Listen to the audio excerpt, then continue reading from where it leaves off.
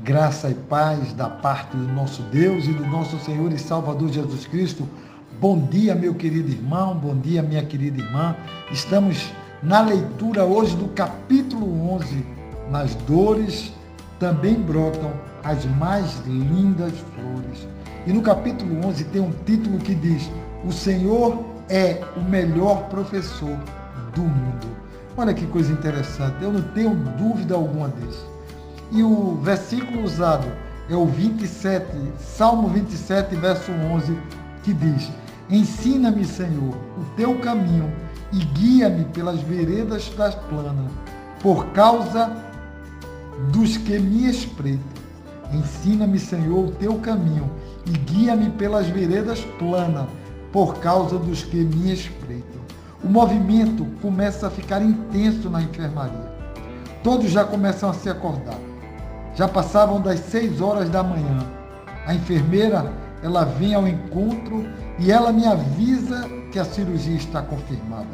Kátia, ela estava ao meu lado quando ela me deu a notícia. Olhamos um para o outro e abrimos um sorriso de gratidão a Deus. E assim, oramos. Um parêntese aqui. Na enfermaria há algo muito especial, porque todos participam e vibram das boas notícias e também ficamos com um clima de família, como também nos entristecemos com as más notícias. A Bíblia, ela nos relata de forma muito clara e objetiva de que os nossos passos precisam ser guiados pelo Pai, porque nós somos como crianças indefesas na maternidade. Precisamos sim de auxílio e apoio do Pai. A mesma Bíblia, ela nos faz um relato da criação e no que aconteceu com o ser humano. O primeiro livro, que é denominado o livro da Gênesis, que significa o princípio, o começo de tudo, traz um texto que diz assim: No princípio criou Deus o céu e a terra era sem forma e vazia, e havia trevas sobre a face do abismo, e o Espírito de Deus se movia sobre a face das águas, e disse Deus: haja luz, e houve luz. Nos fica muito claro de que nós fomos criados, que o acaso não é real. Nós somos frutos de um planejamento, de um lindo projeto de amor. O acaso nos deixa órfãos e sem sentido algum. Existem leis que regem todo o universo. E assim, todas as vezes que divergimos dessas leis, entramos na contramão da vida, entramos em rebelião com o Criador. Da mesma forma. E o nome dessa rebelião contra Deus, dessa desobediência, ela se chama pecado. Esse é o nosso maior e único problema, porque foi o pecado que nos afastou do Criador. Percebam que o ser humano, ele perde a direção e também o norte, e assim começa a perambular ermo pela vida. Isso acontece exatamente por causa que o homem foi expulso.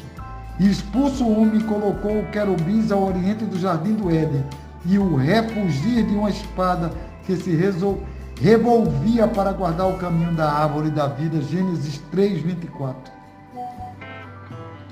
E ele ainda diz que, mas da árvore do conhecimento do bem e do mal, dela não comerás, porque no dia que dela comeres, certamente morrerás. É tão interessante que a gente volta para o primeiro versículo 27 do Salmo 27, verso 11, que diz: Ensina-me, Senhor, o teu caminho e guia-me por vereda plana, por causa dos que me espreitam. O inimigo, ele estava de todas as formas tentando entristecer o meu coração. Porém, o meu Deus e Pai já tinha preparado tudo. Sala, médico, horário, anestesista, auxiliar, enfim, ele tinha preparado tudo. E aquele era o meu tempo, dia 4 de julho de 2018. 4 dias após a queda, e um esquadrão do Senhor havia se levantado em meu favor. Já que era guerra, então era necessário o exército do Altíssimo em nosso favor. Chegada a hora de ir para a sala de cirurgia, a maca chega para me pegar, e com certeza eu estava muito feliz. Então abro um sorriso e recebo com alegria o maqueiro, e junto comigo todos da enfermaria estavam felizes, a minha família da enfermaria, como a gente chamava. Começa a conversar com o maqueiro e descubro que ele também era cristão. Tinha uma história bonita de conversão, trocamos ideias, rimos, também nos emocionamos, enfim, falar de Deus é assim, uma mistura de sensações e emoções. Existe um salmo em que eu gosto muito, e só vinha ele na minha mente, como também um louvor de um cantor chamado Kleber Lucas. O salmo era o Salmo 37,5. Entrega o teu caminho ao Senhor, confia nele e o mais ele fará. E o louvor era de Kleber Lucas, que era muito tranquilizador para o meu coração. Cheguei ali dentro da sala da cirurgia, abençoei os médicos, conversei com uma enfermeira e percebi que todos eles sabiam que eu era pastor. Então, aproveitei para dizer da alegria de conhecê-los e de que Deus estava à frente de toda a cirurgia. Os médicos começaram os procedimentos, a sepsia da perna, aquela conversa prévia sobre os procedimentos aos quais eles iriam fazer. Aí chega o anestesista, faz algumas perguntas, eu respondo com serenidade e paz. Começam a colocar em minhas mãos, o soro, e enfim. Devemos sempre, queridos, eu disse sempre, estarmos abertos para o aprendizado nas horas das dores e dos sofrimentos. Porque as flores sempre brotarão na primavera da vida. Não crie resistência ao sofrimento, apenas aprenda a viver com eles. E na hora de brilhar, brilhe como nunca, porque eu e você somos a revelação da glória de Deus. Nós somos como vasos de barro nas mãos do Mestre, sendo preparados pelo oleiro, e que no dia do Senhor nós seremos expostos como obra-prima do Criador. E assim, meus irmãos, a cirurgia estava começando. O anestesista mandou eu me curvar, aplicou a anestesia. Por sinal, pense em uma agulha grossa, parece até um dedo entrando em nossas costas. Mas rapidinho tudo vai ficando dormente e passamos a não sentir nada. Os cirurgiões começam a se prepararem, me perguntam se eu estava sentindo algo, respondi que não e comecei a louvar. Eu só comecei a sentir os impactos e também alguns barulhos que eram como marteladas e furadeiras, e depois descobri que realmente eram. E aí eu comecei a me inquietar, mas não parava de louvar e orar.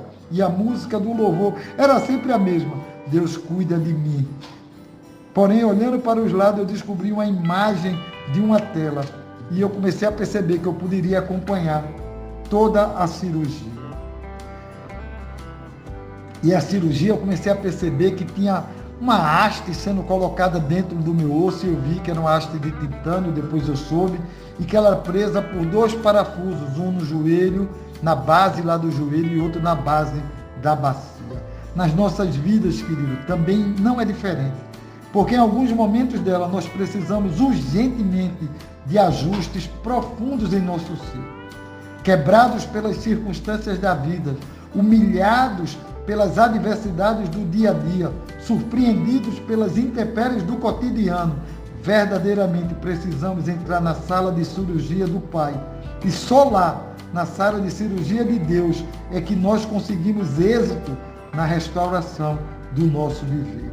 Em um momento muito especial, o profeta Ezequiel anuncia um transplante de coração, o primeiro que aconteceu na face da terra, quando ele diz em Ezequiel 36:26, dar-vos-eis um coração novo, e porei dentro de vós um espírito novo.